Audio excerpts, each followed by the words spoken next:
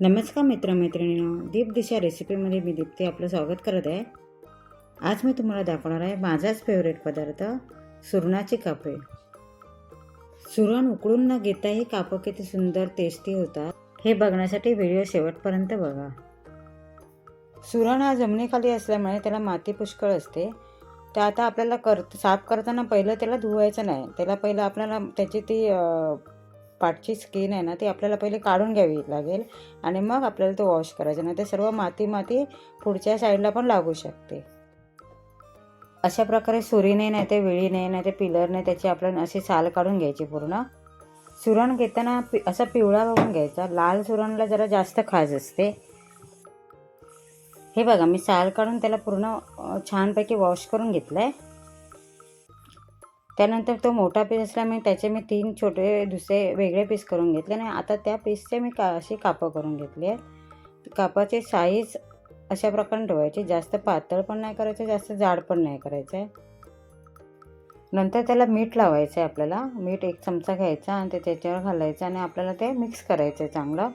ते तुम्ही असं पण हलवून पण मिक्स करू शकतात किंवा तुम्ही चमच्याने पण त्याला मिक्स करू शकता. मीठ लावलं ना की अर्धा तास आपल्याला तसंच ठेवायचं आहे. त्याचं पाणी खूप सारं निघते असं. त्या पाण्यामध्ये त्याची खाज पण कमी होते. चूरणाला जरा खाज असते, ते खाज पण कमी होते आणि सुरण थोडासा नरम होतो या प्रोसेसमध्ये. हे बघा अशा प्रकारे मग आपल्याला त्याचं मिठाचं पाणी काढून टाकायचं आहे पूर्ण. म्हणून आपण सुरण कापल्यानंतर धुतला नाही, कापं केल्यानंतर धुतला नाही, कारण मग ते अजून पाणी झालं असतं. एकदाच आपण मोठा पीस स्वच्छ धुवून घेतला, नंतर त्याचे पीस बनवले. आले, लसूण, कोथिंबीर आणि कढीपत्ता ह्याची आपण ही पेस्ट बनवली. तुम्हाला वाटलं ह्याच्यामध्ये हिरवी मिरची पण टाकू शकतो. ही पेस्ट आपण फिश फ्रायला पण लावू शकतो. ही आता आपण ह्यामध्ये घातली. 1 चमचा लाल तिखट आपण घेतलं आहे, ते घातलेलं आहे. अर्धा चमचा हळद पावडर पण टाकायची. पुरणारा खाज असते त्याच्यामुळे त्याला आंबटपणा पाहिजे. इथे मी कोकम रस म्हणजे आगळ घातलेला आहे. त्याला कोकम रस पण म्हणतात किंवा तुमच्याकडे नसेल तर तुम्ही इथे लिंबू रस पण घालू शकतात किंवा चिंच पाणी पण घालू शकतात. पण आंबट काहीतरी घालावं लागते. मीठ आधीच लावून ठेवल्यामुळे आता इथे मीठ घातलेलं नाही आहे. अशा प्रकारे त्याला मिक्स करून परत आपल्याला अर्धा तास ठेवायचं आहे. कमीत कमी 15 मिनटं तरी ते ठेवायला पाहिजे. हे अर्ध्या तासापूर्वी मसाला लावून ठेवलेला सुरण बघा किती छान दिसतंय. कलर आला आहे, सॉफ्ट झाला आहे. आता इथे मी गव्हाचं पीठ घेतलं आहे. तुम्ही इथे तांदळाचं पीठ पण घेऊ शकतात. त्या पिठामध्ये पण मसाला थोडासा आणि हळद थोडीशी टाकायची, म्हणजे कलर खूप छान येतो. खूप जण सुरण पहिलं उकडून घेतात आणि मग त्याची कापं करतात. पण त्यापेक्षा हे अशा प्रकारे तुम्ही केलं ना की तुम्हाला त्याची चव, कारण उकडल्यानंतर त्याचे खूप सारे विटॅमिन्स पण निघून जातात आणि त्याचं चव पण निघून जाते. अशा प्रकारे तुम्ही करणार ना तर तुम्हाला कळेल की किती टेस्टी होतात. नुसतेच म्हणजे त्या मुलगी नुसते ते जेवायच्या आधी अर्धी कापं आधीच फस्त करून टाकते. एवढं ते सुंदर, लहान मुलांना तर खूपच छान आवडतात हे. आता हे आपण जे मसाला लावून सुरण ठेवला आहे त्याला मस्तपैकी आता हे पीठ जे आपण मिक्स घेतलं आहे त्याला लावून घ्यायचं चांगल्यापैकी.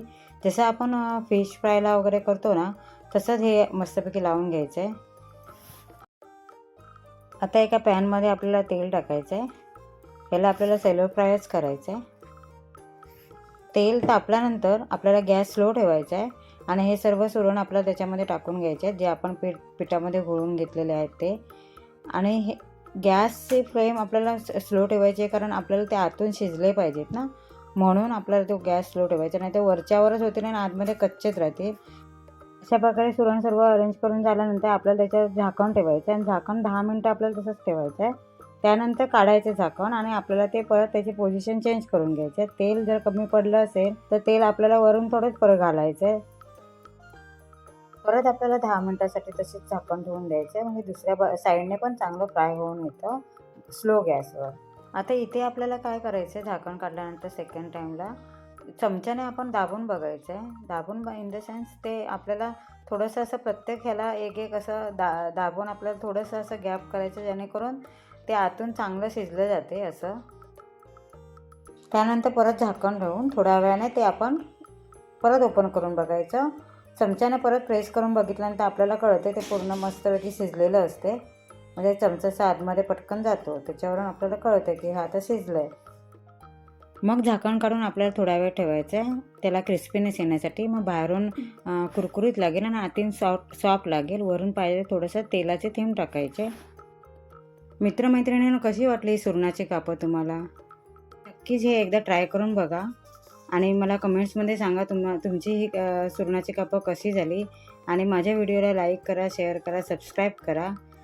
आता हे पूर्ण झाल्यानंतर अशा प्रकारे टिश्यू पेपरवर काढून ठेवायचं. आणि आपण हे जेवणाबरोबर केलेली असतात, पण जेवणाच्या आधी ते अर्धी संपून जातात, एवढी ती टेस्टी होतात. हे बघा, मी प्रेस करून दाखवते किती सॉफ्ट आतून झाले आणि बाहेरून क्रिस्पी झाले. पुन्हा भेटू नवीन नवीन रेसिपीसह. तोपर्यंत टेक केअर. Bye bye.